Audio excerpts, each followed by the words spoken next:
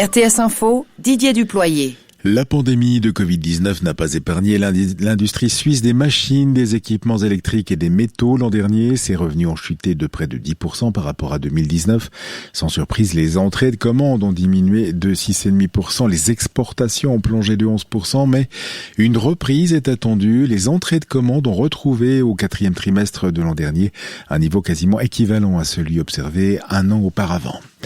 24 francs 50, c'est trop peu. C'est désormais l'indemnisation proposée aux médecins pour une vaccination contre le Covid-19 dans leur cabinet.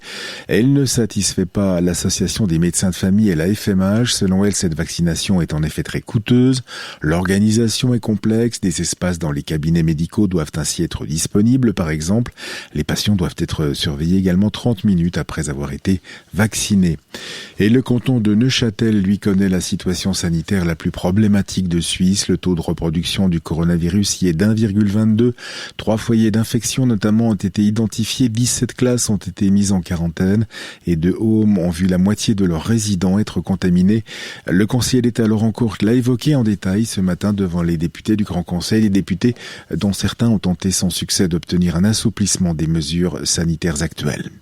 L'on attend maintenant la conférence de presse du Conseil fédéral cet après-midi. Elle n'est pas prévue avant 15h. Elle sera d'ailleurs à suivre en direct sur RTS2 et rtsinfo.ch.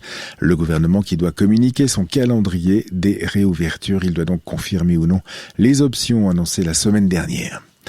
C'était un discours très attendu ce matin devant le Conseil des droits de l'homme à Genève, celui du nouveau secrétaire d'État américain Anthony Blinken. Le nouveau patron de la politique étrangère américaine est venu montrer que les États-Unis étaient bel et bien de retour sur la scène des droits humains et qu'ils allaient en faire l'une de leurs priorités.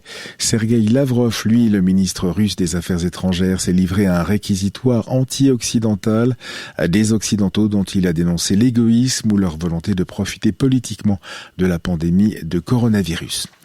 En Allemagne, c'est 2 procès. D'abord celui d'un prédicateur irakien présenté comme le cerveau du groupe État islamique dans ce pays, condamné à 10 ans et demi de prison, condamné pour avoir radicalisé des jeunes et contribué à préparer une action violente.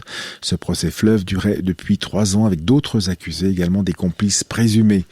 Et le second procès, c'est celui d'un ancien agent des services de renseignement syriens, condamné lui à 4 ans et demi de prison, condamné pour crime contre l'humanité lors de ce tout premier procès d'ailleurs lié aux exactions imputées au régime de Bachar el-Assad. Il a été reconnu coupable d'avoir participé à l'arrestation fin 2011 d'au moins 30 manifestants à Douma et à leur transfert vers un centre de détention des services de renseignement.